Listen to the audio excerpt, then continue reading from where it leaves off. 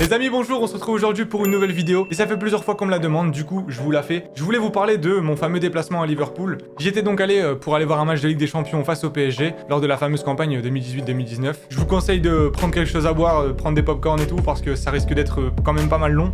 Mais je pense que ça en vaut la chandelle parce que c'était vraiment n'importe quoi du début à la fin. Je vous fais pas attendre plus longtemps, on passe tout de suite au début de l'histoire.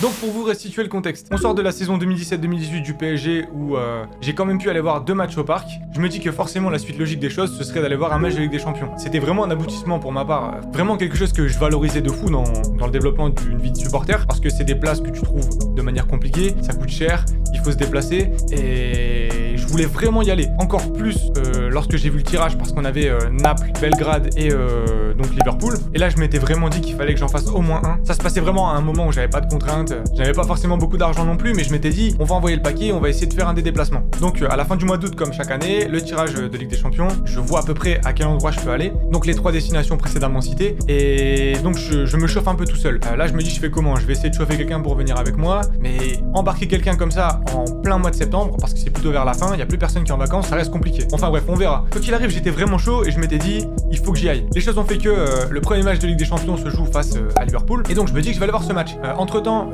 j'ai un bon pote, Léo, dédicace à toi si tu vois cette vidéo, qui était chaud pour venir avec moi. Donc il me dit qu'en gros ce serait une expérience de fou. C'est quand même hyper prestigieux de pouvoir aller voir un match à Anfield et en plus de ça en Ligue des Champions. Donc il me dit qu'il est pas mal chaud et qu'il voudrait donc m'accompagner. Le souci étant que on savait pas trop comment il allait pouvoir récupérer une place. Mais bon, on s'est dit qu'on verrait plus tard lorsque les billetteries seraient rendues publiques. Moi pareil, intime conviction, je sais que je vais avoir une place, etc. Donc je récupère ma place au niveau d'un groupe de supporters. Sauf que mon collègue Léo, n'en faisant pas partie, il n'a pas pu récupérer une place par ce biais. Du coup on cherche des solutions sur internet, on s'informe au niveau de spécialistes de Liverpool, des supporters français expatriés là-bas et tout, on trouve rien. Et je pense que je m'en souviendrai toute ma vie, mais aux alentours du 15 septembre, je me retrouve à aller chez ce même Léo, et moi j'étais en panique totale parce que je savais toujours pas comment j'allais pouvoir partir, et surtout avec qui. Est-ce que j'allais vraiment devoir y aller tout seul? Mais j'étais un peu dans le déni, je voulais pas l'admettre que j'allais devoir partir tout seul. Je m'étais toujours dit que j'allais pouvoir trouver une solution pour que Léo vienne avec moi. Alors je me souviens, je prends un genre de coffret de supporters, l'équivalent de MyParis à Liverpool. Donc je paye, je ne sais plus, entre 30 et 40 livres, un coffret, histoire d'avoir une priorité d'achat au niveau des places qui me permettrait de pouvoir acheter une place pour mon collègue. Donc là déjà, vous sentez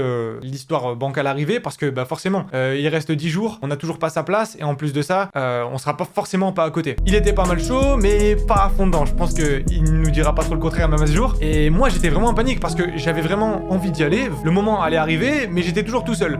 Finalement, on n'a jamais eu de nouvelles donc de cet avantage au niveau du coffret des supporters de Liverpool, ce qui fait qu'il n'a pas pu venir et donc j'étais un petit peu au fond du trou étant donné que moi j'avais quand même pas mal de craintes, j'avais pas mal de soucis, de petits soucis de santé qui me rebutaient un peu de faire ce genre de choses. À cette période-là de ma vie, je pense que même aller au premier magasin du coin, ça me stressait, enfin j'avais des petits soucis et je me retrouve embarqué là-dedans avec une place et à devoir partir tout seul. Donc c'est tout, j'accepte. Donc juste avant le déplacement, j'achète des AirPods. Alors vous allez me dire ça n'a aucun intérêt, mais c'est un petit détail qui pourrait avoir son importance. Du coup, j'avais un mode opératoire, je passais la nuit chez des membres de ma famille en Belgique. Le lendemain matin, mon oncle allait me ramener à l'aéroport, donc c'était à Bruxelles. De Bruxelles, j'arrivais à Manchester.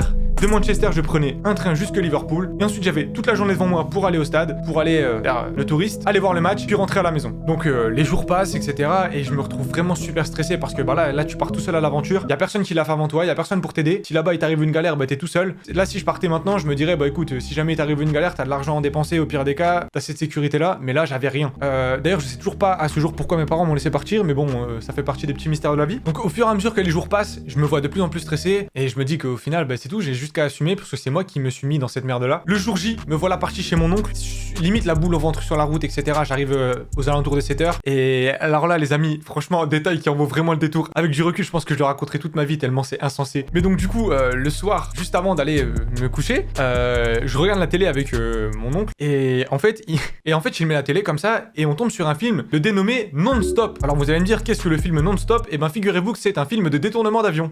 Et une des phrases légendaires qu'il m'a sorti lors du visionnage du film, c'est hey, regarde, c'est Ryanair. Et donc Ryanair était évidemment la compagnie que je prenais le lendemain. Les mecs, vous allez me dire que c'est totalement dénué de sens, mais j'étais vraiment en panique. De base, j'avais la boule au ventre juste à l'idée d'aller jusque chez lui. Et là, juste avant, je suis à 10 heures de prendre le vol. On me met dans la tête des histoires de détournement d'avion. J'étais au fond du trou. Le FBI, la Maison Blanche et Interpol confirment qu'un vol international a été détourné par un agent de la police de l'air. Enfin bref, je vais me coucher, etc. Donc on se donne une heure le lendemain. Et là, je sais pas ce qui lui a pris. Une heure avant l'heure de mon réveil, en fait. Il ouvre la porte de la chambre et il me réveille en sursaut.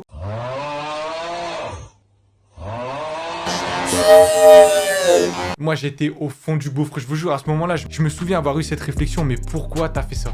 Pourquoi? Tu pouvais pas le regarder à la télé comme tout le monde. Enfin bref, il me ramène à l'aéroport, je prends l'avion et tout. Et là, dans l'avion, stressé de fou. Et je tombe sur un supporter à côté de moi qui était avec un groupe de supporters également. On a échangé quelques mots parce qu'en fait, il était vraiment au fond du trou, lui aussi. Mais plutôt par rapport au mal du transport. On a pu échanger vite fait. Et donc, je le voyais échanger avec ses potes en bout de l'avion. Enfin bref, l'avion, ça se passe bien. Un peu malade, mais tranquille. Maintenant, j'arrive là-bas. Donc, on arrive à Manchester, on atterrit tranquille. Donc, il y avait énormément de monde qui devait faire la même chose que moi, c'est-à-dire prendre un autre transport pour aller jusqu'à Liverpool. Donc de Manchester à Liverpool, je pense que j'avais 1 heure de train. Et là, encore une fois, aucun sens. Je descends de l'avion, hop, je marche, sans trop savoir où je vais, je suis la masse, et je sais pas ce qui s'est passé. Il y a un mec, donc tout le monde va dans ce sens, et il y a un mec qui m'attend comme ça, et qui vient vers moi, et qui me check, et qui me dit « Ouais, ça va ?» Ce monsieur, je ne le connais pas, je ne sais pas qui il est. Donc il avait à peu près mon âge, et en fait, totalement pris de court, je lui parle, je lui dis « Bah ça va, qu'est-ce que tu fais là, machin ?» On était là pour la même chose, mais je connaissais pas, je sais pas pourquoi il a sympathisé avec moi comme ça. Et donc il me dit qu'il a un bus, et que du coup, il va dans le centre de Liverpool, et qu'on se croisera certainement au match. Bon, c'est tout. Ça va pas plus loin, donc moi je vais prendre mon train. Là, la panique, franchement, en Angleterre et tout. Genre, dans ces cas-là, ce qui me stresse le plus, c'est de ne pas prendre le bon train ou le prendre dans le mauvais sens et tout. Bon, les choses ont fait que j'ai réussi à prendre le bon train. Il y avait 4 supporters du PSG qui étaient à côté dans le train et qui parlaient déjà de leur futur déplacement, le déplacement à Belgrade, etc. Donc moi, toujours avec mes écouteurs, tranquille, ça écoute de la musique et ça essaie d'oublier un petit peu les choses un peu stressantes qui pourraient m'arriver. Donc j'arrive à Liverpool sur les coups de 10-11 heures, je pense. C'est là que je vais faire la première connerie. Alors, lorsque vous vous déplacez en Europe, vous avez toujours un énorme pavé, un énorme communiqué du club qui reçoit avec des consignes. Alors souvent hyper strictes. J'ai déjà vu comme quoi t'avais pas le droit d'arriver avec des pièces de monnaie dans ton porte-monnaie, donc pour pas avoir de projectiles à lancer sur les joueurs sur le terrain. Comme quoi il y a pas de consignes au stade, ou d'autres en fait énormément de petites consignes restrictives qu'il vaut mieux appliquer à la lettre parce que sur le coup tu prends pas le risque, hein, tu vas pas arriver là-bas et faire l'ancien dans quelqu'un qui parle pas ta langue maternelle, etc. Et l'une des particularités de ce déplacement, c'est qu'il y avait pas du tout de consignes au stade. Donc c'était bien écrit noir sur blanc dans les communiqués, ne venez pas avec des sacs, on pourra pas vous les garder, ce sera poubelle. Forcément, étant tout seul et absolument sans rien, j'étais obligé de partir avec un sac et je m'étais dit que je trouverais une solution là-bas. Ou que au pire des cas, c'est plutôt des consignes, une fois arrivé là-bas, ils vont nous laisser rentrer avec des sacs où il y aura de quoi ranger. Grave erreur. Donc j'arrive à la gare et je vois une genre de consigne, donc je demande à la personne, je dis ouais, est-ce qu'il y a moyen que vous gardiez mon sac, si je vous paye et tout, je vous laisse le sac, je viens le récupérer après le match. Le mec en gros m'envoie chier et me dit mais non en fait on fait pas ça, c'est des valises ou rien. Bon, pas de souci. Donc c'est tout, je vais faire mon petit tour en ville, et à ce moment-là, je me dis, qu'est-ce qu'il y a de mieux à faire que de visiter un petit peu. Du coup, je me dis que je vais aller déjà récupérer quelques petits souvenirs à la boutique du club, sans moyen de locomotion, bien évidemment, et donc je me dis que je vais y aller à pied. Hop, me voilà parti, donc je dois faire une petite dizaine de kilomètres. Ce que je vous dis pas, c'est que bien évidemment, même pas 3 semaines auparavant, je joue au foot et je me défonce le genou, ce qui fait que j'avais enchaîné les séances de kiné dans tous les sens, et que, en fait, du coup, j'étais pas vraiment apte à faire ce genre d'exercice. Je fais la route, j'arrive à la boutique, pas vraiment beaucoup d'argent, je devais ramener un souvenir à ma copine, et je voulais surtout me ramener un souvenir. Je savais pas trop quoi me prendre, j'étais vraiment chaud pour me récupérer un maillot, mais dans ce cas-là, je me dis, attends, tu viens voir une équipe adverse, tu viens avec ton club, je trouvais ça vraiment pas correct de récupérer un maillot, et c'est là que j'ai pris la décision de ramener une écharpe, donc à chaque déplacement en Europe. Voici l'écharpe en question, me voilà avec mes souvenirs, je fais la route retour, donc, et je me retrouve dans le centre de Liverpool. Et donc j'avais l'estomac serré, hyper stressé, etc., parce que je savais pas vraiment ce qui allait m'arriver par la suite. Donc je me pose dans le premier McDo venu. Donc je commande un menu, je me pose en haut, etc. Et au moment de manger, en fait, vraiment l'estomac serré, pas envie de manger. Donc je me dis que, bah, forcément, je suis stressé, hein, je suis pas dupe non plus. Et là, le mec qui est venu me checker le matin à la gare arrive là. Et donc on parle et tout, et donc là, on a un peu plus de temps de sympathiser, parce que du coup, je lui dis, mais qu'est-ce que tu fais là? Ça va et tout, ça a été la route, tout ça. Et donc le mec avait l'air bien attentionné, donc on parle un peu, et donc au fur et à mesure du temps, on approche du match. Et donc là, vous vous dites, très bien, le match arrive. Donc mon collègue, il me semble, il voulait aller boire un coup, donc je le suis, et on arrive dans des bars, etc. Et moi, je commence à m'inquiéter pour mon sac à dos, parce que les sacs à dos sont interdits, mais moi j'ai acheté des souvenirs. Donc de base, mon sac n'allait pas passer. C'était un sac d'une valeur entre 50 et 100 euros. Donc en plus de ça, j'allais perdre mon sac, mes souvenirs. J'ai acheté des AirPods aussi. Comment je vais faire pour les rentrer? Ça fait vraiment très projectile. Par endroit, t'as pas le droit de ramener de pièces de monnaie. Là, je me dis que c'est un projectile parfait, quoi. Donc je me dis, j'ai acheté des AirPods la semaine dernière. Est-ce que je vais pas devoir non plus les laisser à l'entrée du stade? Donc là, clairement, c'est la panique à bord. Et donc il commence à y avoir des rassemblements de supporters, etc. Je vois un mec avec un sac à dos, donc un daron. Je lui dis, mec, tu comptes faire comment pour ton sac? Et là, il me répond, cash. Ouais, c'est un sac que j'ai acheté 3 euros. Si jamais je passe pas avec, je le jetterai à l'entrée du stade. Ok, merci. Et là, par chance, je retombe sur les mêmes mecs que j'ai croisés ce matin, donc ceux qui étaient en panique dans l'avion, là, qui parlaient, le collègue qui était malade. Et je lui dis, ouais, mec, excuse-moi, je suis en galère, j'ai un sac, j'ai des choses de valeur dedans, y a pas moyen de le. Vous avez pas un plan pour me le garder, ou vous savez pas où je peux le mettre? Parce que je savais qu'ils étaient venus en J9. Donc du coup, je leur dis, y a pas moyen de le mettre dans votre voiture et tout. Et donc là, le mec me dit, bah écoute, c'est con, si tu me l'avais dit 5 minutes avant, il y a des potes qui viennent de partir déposer des affaires à la voiture, mais là, il est trop tard, on pourra pas. Et là, franchement, la goutte. Je me dis que je suis vraiment dans la merde. Les minutes passent. On se rapproche de plus en plus du coup d'envoi et donc du début du cortège. Et donc j'ai toujours pas trouvé de solution. Enfin bref, je cherche une solution, je perds mon pote de vue et donc je cherche partout sur internet histoire de trouver une solution. Et là je sais pas comment je suis tombé là-dessus, mais je tombe sur une consigne. Alors je sais pas si ça existe en France, je suis jamais tombé là-dessus ici. Mais en gros, il y avait un genre d'hôtel qui louait des box pour entreposer ses affaires. C'est à un petit kilomètre de l'endroit où je suis. Et là je me mets à réserver, à courir jusque là-bas. Entre deux, un mec m'arrête pour me demander si je veux pas des produits illicites. Et moi, je comprends rien à ce qu'il dit. Je suis plein de sueur en train de courir, en train d'essayer de trouver une solution. Et j'avais trop peur de louper le cortège en fait. Que les supporters partent et que je me retrouve là tout seul. Donc j'arrive là-bas, le mec, je lui dis que je vais venir le récupérer après la fin du match. Je lui demande juste si je vais vraiment pouvoir le récupérer après et qu'il y a personne qui va y toucher. Donc il me dit que oui. Limite, à ce moment-là, c'est plus ma priorité. Je me dis, bah foutu pour foutu, j'espère que je vais le récupérer après, mais au moins, je suis tranquille avec ça. Donc me voilà sans sac à dos. Là, on est parti pour kiffer. Je trace jusque. On avait une genre de place où il y avait tous les supporters parisiens réunis. Et là, ça commence à envoyer les premiers chants, feux d'artifice sur la place, les capots qui commencent donc à sortir les mégas, etc. Et donc là, la fête est commencée. Et on se met donc à partir, donc cortège dans Liverpool. Et là, c'était impressionnant. Je pense qu'on devait être entre 2 et 3 000. La vie qui s'arrête en fait. Absolument tout le monde qui te regarde. La police anglaise qui avait vraiment super bien sécurisé le truc. Pas de débordement. Parfait. Et là, tu vois, je commence à kiffer et à me dire que j'ai vraiment fait de venir. Maintenant, je vous ai dit que j'étais blessé. J'ai fait une fois l'aller-retour de la gare de Liverpool jusqu'au stade. Et ben, me voilà parti pour le faire une deuxième fois. Forcément, c'était pas très malin de le faire une première fois. Mais il fallait bien retourner au stade, puisque c'est là où se passe le match, accessoirement. Donc me voilà reparti avec mon genou en vrac jusqu'au stade. Cortège, on saute de partout et tout. La folie. On arrive au stade. C'est là que je vois vraiment comment est foutu le stade. Petite Marseillaise juste avant de rentrer. On sortait de la Coupe du Monde, donc c'était vraiment des moments de ouf. Effectivement, personne n'était rentré avec un sac. Et donc on arrive dans le stade. Et je sais pas pourquoi, il me semble qu'on est arrivé vraiment super tôt et que les tribunes du haut n'étaient pas éclairées. Du coup, moi, quand j'arrive dans le stade, je fais pas trop attention, je regarde vite fait autour de moi, mais sans plus. Et limite, le stade, je le trouve pas fort impressionnant. Et je sais pas pourquoi, à un moment, toutes les lumières s'allument, et là, je me rends compte qu'en fait, il y a un niveau de plus. Donc là, forcément, là, je me dis, ok, le stade pèse. Et donc, les supporters anglais rentrent, etc. On approche du coup d'envoi du match. On avait le fameux maillot de Jordan, avec des ensembles magnifiques. Et là, fin de l'échauffement, les joueurs qui rentrent, et le You Will Never Walk Alone, incroyable. L'hymne respecté du début à la fin. Pas un bruit du côté du parquage parisien. Respect total. Vraiment bel hommage, et de le vivre un soir de Ligue des Champions, c'était vraiment quelque chose, je suis vraiment ravi de l'avoir fait. Donc c'est tout, le match est parti. Clairement, on se fait manger. Hein. Mais quelle fête en tribune.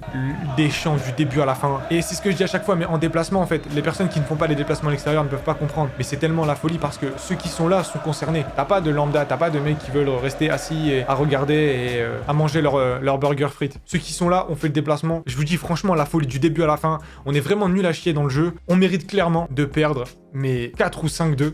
On perd que 3-2. À un moment dans le match, on est à 2-2. Je me dis franchement, c'est pas payé pour eux. Mais tant mieux, on part sur un point. Limite, on le prend. Et donc, il y a Roberto Firmino qui était blessé et donc vraiment incertain avant le début de la rencontre, qui vient célébrer devant le parquage en cachant son œil parce qu'il avait une blessure à l'œil juste avant. Et là, tu te dis, bon, ok, c'est les durs lois de la Ligue des Champions. C'est mon premier match de Coupe d'Europe. Et je me retrouve à me faire climatiser comme ça avec un joueur qui vient célébrer devant le parquage. Mais limite, je suis déçu, mais pas tant que ça parce que j'ai vraiment l'impression d'avoir vécu un truc de fou. Et ça s'est confirmé dans les jours à venir parce que à chaque fois que je voyais quelqu'un parler de ce match, il y a des historiques des tribunes qui disaient que c'était vraiment un de leurs meilleurs déplacements en Europe. J'ai vraiment eu beaucoup de chance de tomber sur ce match-là en tant que premier déplacement. Donc pareil, à la fin du match, applaudi par les supporters de Poole qui étaient donc juste à côté du parquage. Pareil sur les réseaux, on a été remerciés et félicités parce que y a pas eu de débordement, il y a eu énormément de respect et surtout beaucoup de bonne ambiance. Et je pense que à ce moment-là, les supporters anglais ont quand même eu quelques petits regrets quand on voit ce que leurs stades sont devenus. Et donc voilà, je sors du stade, je retrouve mon fameux collègue qui était disparu jusque-là. Donc on se me mets à remarcher jusqu'à la fameuse gare de Liverpool parce que c'était de là qu'on allait rentrer. Et sur la route, en fait, je vois un mec avec un micro et je sais pas pourquoi parce que, encore une fois, je suis hyper introverti, mais je m'arrête à son micro et je me dis, je vais passer à la radio. Ouais, la télé M6, c'est exactement ce qui s'est passé dans ma tête. Donc, les choses ont fait que c'était donc Julien Froment qui travaille chez France Bleu maintenant. Et donc, il me pose une question, comment vous l'avez senti, etc. Je dois lui répondre un truc du genre, ouais, je pense que les consignes qui ont été passées par Thomas Tuchel n'ont pas forcément été bien appliquées. Je suis pas sûr que ce qui s'est passé était vraiment voulu. Et il me pose une autre question. Je commence ma phrase et là, gros bug en plein milieu. Je vous refais la scène, il m'attendait comme ça, et à un moment j'ai bloqué comme ça, et on s'est regardé. Et en fait, je me suis dit, bah, tellement j'étais dépité, je l'ai regardé, je lui ai dit non, mais je sais pas quoi dire. Donc du coup, on est reparti après ça. Mon collègue me dit, mais pourquoi tu parles et tout j'ai dit, on a perdu, pourquoi tu. Après, je me suis dit, ouais, bon, c'était une idée à la con, mais je l'ai fait. À côté de ça, j'ai essayé de récupérer l'extrait parce que je me suis dit que ça aurait été marrant de retomber là-dessus, mais je l'ai jamais retrouvé, donc peut-être pour mon bien. Donc nous voilà en train de rentrer jusque le centre de Liverpool. On croise des supporters français qui nous disent que il vaut mieux ranger tout ce qui peut faire référence au PSG pour éviter de se faire défoncer et pour se faire voler du matos. Ça peut paraître logique pour tout le monde, mais ça l'était pas pour moi à ce moment-là. Avec un peu de chance, tout se passe bien. On se retrouve dans le centre de Liverpool à 2 et on se retrouve au même McDo parce qu'en fait on a rien d'autre à faire. Donc j'avais le train qui devait être à 6h le lendemain. Il était à peu près 23h minuit et en fait je savais pas quoi faire. Et moi, naïf comme je suis, un peu le campagnard par excellence, je m'étais dit tranquille, je me pose dans la gare, je dors sur un banc ou quoi et je me réveille une fois que mon train approche. Et la grave erreur, la gare de Liverpool fermée pendant la nuit. Donc entre 22h et 5h du matin, il n'y avait absolument aucune possibilité de rentrer dans la gare. Donc là, je commence à me dire que ça sent mauvais. J'ai évidemment pas l'argent pour payer un hôtel. Mon collègue, lui, par chance, avait réservé un bus. Il n'était pas passé par le train. Donc du coup, il avait son train, je te dis une connerie, vers 2h du matin. En gros, il avait 2-3 heures à attendre. Et ensuite, il était en sécurité à l'aéroport. Maintenant, je vais pas te faire un dessin. Moi, j'avais absolument aucune solution. J'étais avec lui jusqu'à temps qu'il parte. Mais après, j'étais absolument tout seul. C'est donc là qu'il y a un peu la cerise sur le gâteau, qui est que j'ai dormi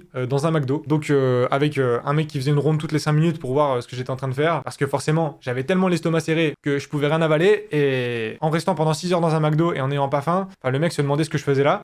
Mais j'avais aucune autre solution. Donc du coup, j'allais pas sortir dans Liverpool. C'était un peu chaud. Absolument tout seul. Donc le temps passe. Au début, j'essaye de prendre un ticket de bus pour partir avec mon collègue. Le problème, c'est que j'ai pas vraiment d'argent. Donc il va falloir repayer. En plus de ça, mon ticket de train, bah, du coup, il est inutilisable. Donc voyant l'heure avancer, je commence à me faire une raison et me dire que je vais passer la nuit ici. Et donc vers 5h du matin, je peux enfin aller à la gare, puisqu'elle est ouverte. Et donc là, je vais à la gare, je prends mon train. Je me souviens, j'avais 1 heure à peu près. Je me pose dans le train absolument démonté avec mes AirPods. Et donc me voilà parti jusque l'aéroport. Et là, j'arrive à l'aéroport, je recroise mon collègue. Et là, je lui dis, mon ref, écoute, on se pose, je dors, s'il te plaît. Juste si jamais tu vois qu'il y a un mec qui est en train de se faire mes poches ou quoi, réveille-moi, mais laisse-moi dormir. Alors je pense que je m'allonge comme un schlag sur les sièges de l'aéroport, devant tout le monde, mais absolument rien à foutre. Pas dormi depuis 2 jours. Donc c'est l'heure d'embarquer, on fait la queue avec d'autres supporters parisiens. Je suis mon collègue, on check les gens et tout. Et là, je vois un mec, je sais qui il est, mais j'arrive plus à me souvenir. Et au bout d'un moment, je cherche et je me rends compte que c'est Romeo Elvis. Alors absolument personne ne l'avait reconnu à ce moment-là parce qu'il avait pas vraiment de gros tubes et qu'il avait pas non plus fait de choses bizarres avec des femmes. Et donc on monte dans l'avion, le retour se fait tranquille, on s'ajoute sur Snap avec mon pote. Me voilà en train de repartir chez mon oncle. Donc là, j'arrive là-bas. La première des choses que j'ai envie de faire, c'est de me laver. Et là, j'ai pris une douche du Seigneur. Je pense que c'était l'une des meilleures douches que j'ai prises de ma vie. Et donc on mange, vite fait. Et après ça, j'ai qu'une hâte forcément, c'est d'aller me coucher parce que je suis totalement crevé. J'ai pas dormi depuis 2 jours. Et je me dis tranquille, je dors 1 heure. Mais en fait, j'ai dormi, je pense 4 heures. Même eux, à mon avis, ils ont dû se demander si j'étais pas en train de faire un coma parce que je me réveillais pas. Je suis rentré chez moi. J'ai fini la journée à une trentaine de kilomètres parcourus. Donc avec un genou diminué. Et là, franchement, je me suis rendu compte de la dinguerie que j'avais fait parce que dormir comme ça, sans hôtel, sans rien, je l'ai fait une fois. Mais quelle inconscience. Moi qui suis plutôt de nature à tout prévoir, etc. Là, je me suis mis dans un bourbier tout seul. Et au final, il y a absolument tout qui s'est bien passé. J'ai récupéré mon sac après le match. J'ai cette magnifique écharpe que j'ai ramenée de donc, ce déplacement. Et je suis vraiment content de ces petites anecdotes. Maintenant, les mecs, si jamais je pouvais vous donner un conseil, c'est juste de bien se documenter en amont et surtout de ne pas hésiter à débourser un petit peu plus d'argent pour se sécuriser et pour éviter de prendre des risques inconsidérés parce que ça aurait pu facilement mal tourner. Maintenant, je suis vraiment ravi d'avoir fait ce déplacement et de pouvoir dire qu'on est allé voir un match à Anfield, c'est quelque chose, mais de pouvoir dire qu'on est allé voir son équipe jouer à Anfield contre Liverpool, c'en est une autre. Alors voici ma première anecdote de supporter en Europe. J'espère que ça n'aura pas été trop long et que ça a été raconté un minimum correctement. Enfin bref les amis, n'hésitez pas à me raconter vos petites anecdotes également. Pareil si vous y étiez. J'aimerais bien avoir des retours extérieurs et donc de ceux qui ont vécu autrement ce fameux déplacement à Liverpool. J'espère qu'il y en aura d'autres et les prochaines fois j'espère aussi pouvoir vous les filmer. N'hésitez pas à me faire vos petits retours sur l'anecdote et surtout me dire si vous en voulez d'autres. Il me semble que j'en ai encore 2 ou 3 à vous raconter. Donc il y a un petit voyage à Dortmund, je vois les écharpes là, et aussi un voyage à Madrid. Donc voilà, merci à vous pour le soutien, merci d'être resté jusque là et je vous dis à bientôt. Allez, salut!